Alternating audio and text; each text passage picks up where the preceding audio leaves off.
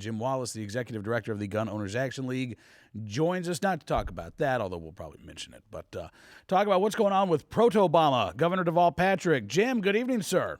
Yeah, and once we're back to the Second Amendment battleground state, and, I'm already missing Pittsburgh. Well, yeah.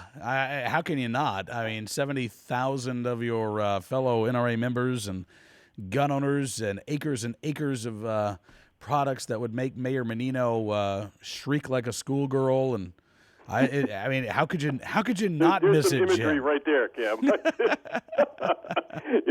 I told my wife, I said, honey, you got to come down with me. There's 70,000 people that think like me, and boy, that made her hesitate for a little while.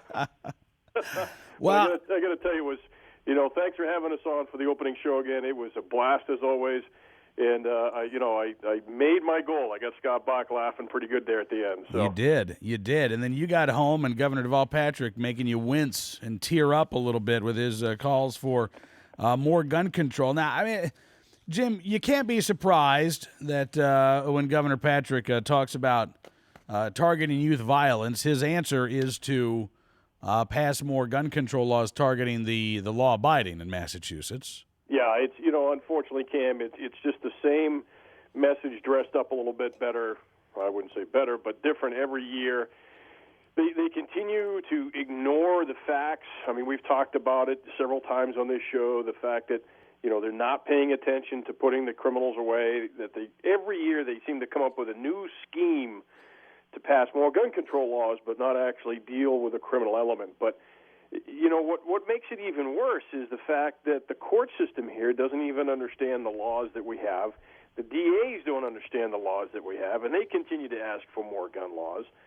When does it stop? When do they actually sit back, pay attention to the facts, and actually start doing something that's going to be effective?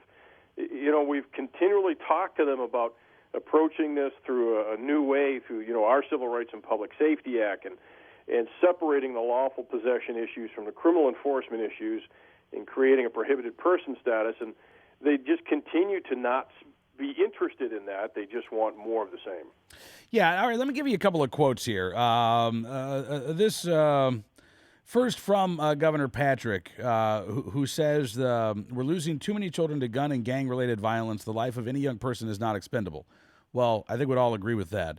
But his solution, Jim, he says, would target the proliferation of illegal guns by designating 3 new gun-related crimes: assault and battery with a firearm, assault with a firearm, and a felony in possession.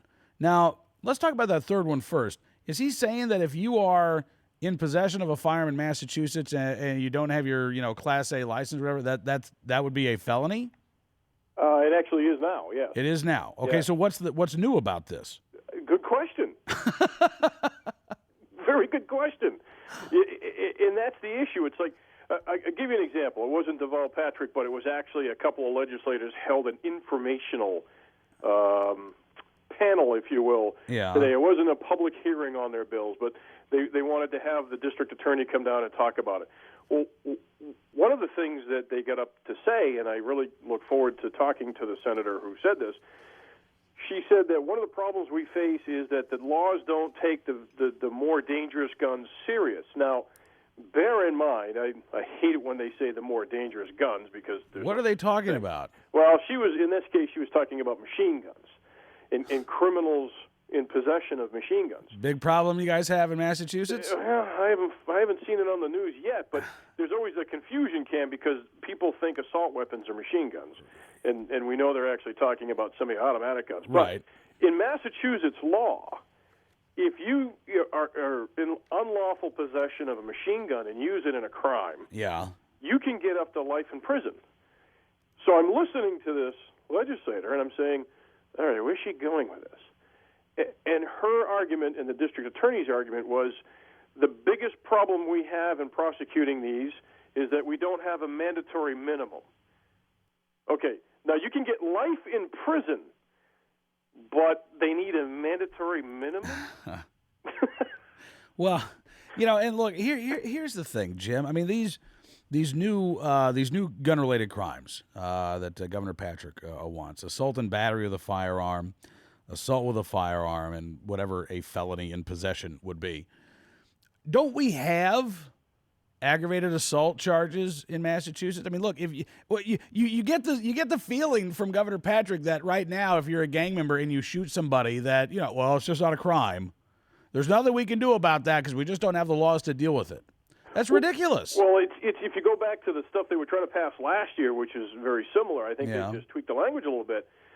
They actually came up with this thing that if you an attempted assault on a person with a firearm, well, how do you attempt to commit an assault on somebody with a firearm and not actually do it? Yeah. So, you run into issues like that where listen, possession of an empty shell casing in Massachusetts without a license, without any criminal act attached to it, is 2 years in prison.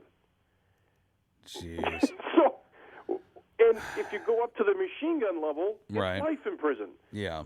So where is there not the tools that they need to start putting these people away? The problem is they keep coming up with excuses as to why they can't put these criminals away. Well, and here I think is the biggest excuse of all from State Representative Carlos Enriquez, who hailed Proto-Obama's willingness to, quote, invest in what works and disinvest from what doesn't. He says, quote, youth violence is the result of adult failures in households, schools, prison systems, and other institutions. Now, Jim, I admittedly, there may be cases out there where you're looking at, 5, 6, 7-year-old kids who are engaging in behavior that we just find completely inexplicable, where you can say, where the hell were the parents? But if you're talking about a 17-year-old with a lengthy rap sheet, you know what? At that point, that 17-year-old knows right from wrong.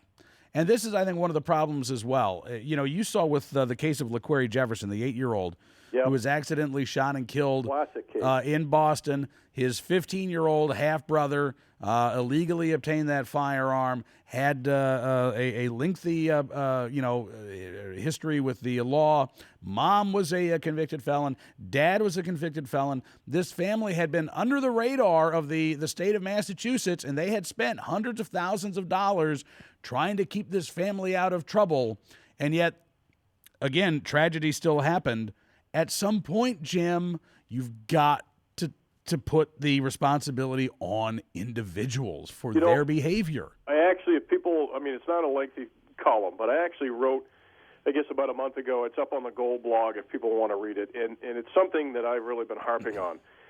And especially at the young adult level, I am really sick and tired of people expecting less. And actually, I think the column I wrote, the title of it was, Expecting Less Has Become Dangerously Successful.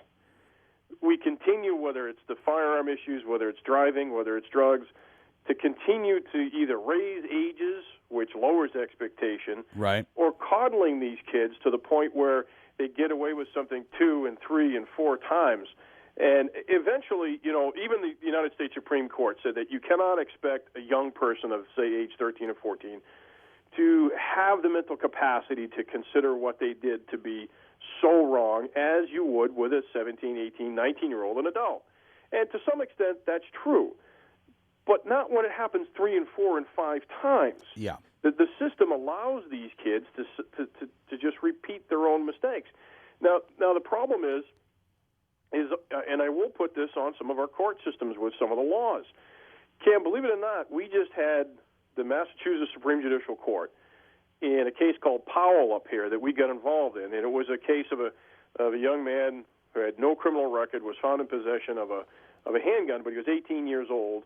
And the reason we got involved with it was because there is some constitutional challenges as to whether an 18-year-old's an adult and can have a handgun. But the long and short of the story was they kind of dismissed the case because he never applied for a license, so they disqualified him. Okay. But what we're concerned about is they actually, in their decision, stated that in Massachusetts, a 15-year-old can possess and carry a handgun in the home with an FID card, and that an 18-year-old with an FID card can purchase a handgun and carry it in the home.